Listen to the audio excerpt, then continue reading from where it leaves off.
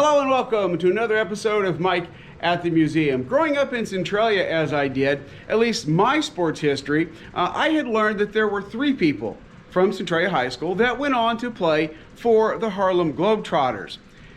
And then I came across a picture here in the museum that led me down the path to a fourth person. And then I found something else out. And those three people were Ken Preacher McBride, Fred Pearson, and Bobby Joe Mason. Although Preacher McBride competed in football and track at Centralia High School, basketball was his first love.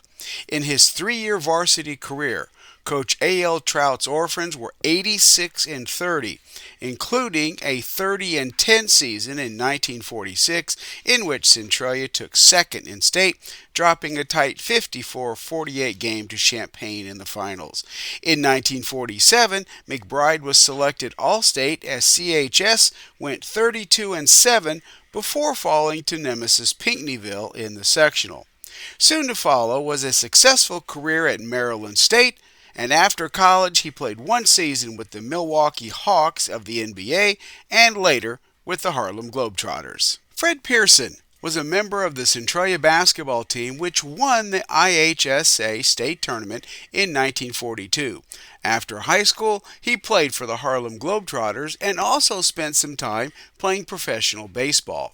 For much of his adult life, Pearson worked at the Centralia Community Center, where he helped with the youth basketball and baseball programs while becoming a big influence in the lives of many Centralia youth. Bobby Joe Mason totaled 2,025 points during his basketball career at Centralia High School and was an all-stater.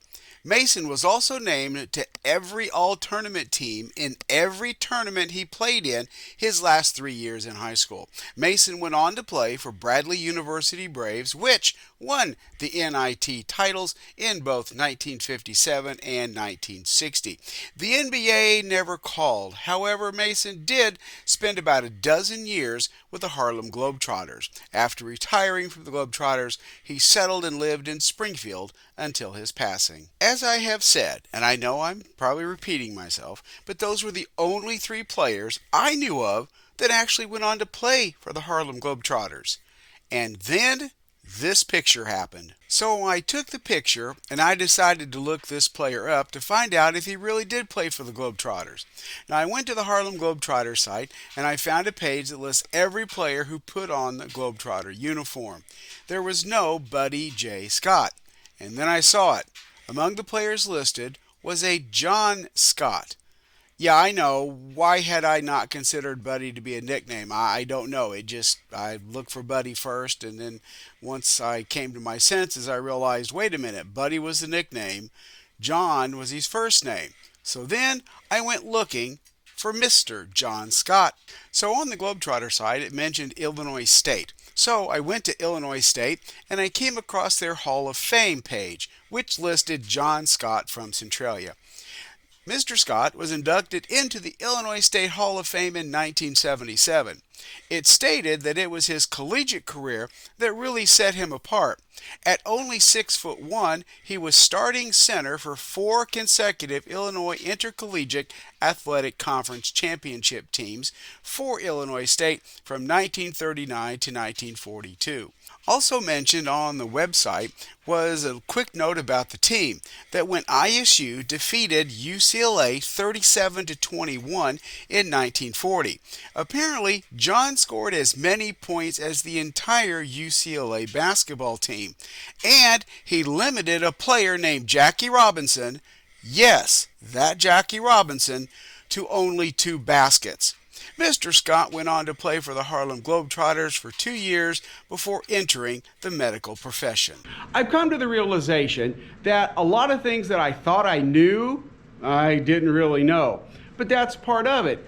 Looking at all these things here at the museum, finding their backstories, that's the fun part. That was like with this episode. I grew up thinking there were only 3 people that went to the Globetrotters. Now I know there were 5.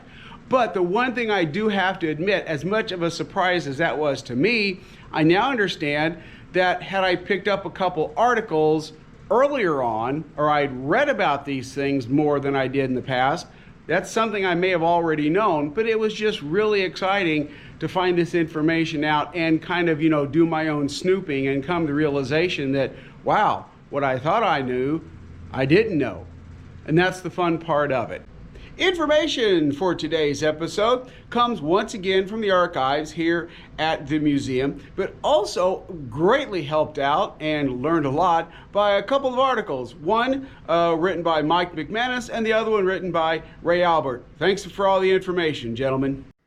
Thanks for watching another episode of Mike at the Museum. If you want to come see the artifacts that I showcase in these little episodes, you are more than welcome. All you got to do is come down to the Centralia Area Historical Museum. We are located at 240 South Locust here in Centralia, and we're open Wednesday 1 to 4 p.m., Fridays 1 to 4 p.m., and Saturdays 10 a.m. to 4 p.m. Oh, by the way, it's free. 3 floors of all kind of artifacts you can come and watch. Hope to see you there, and thanks for watching.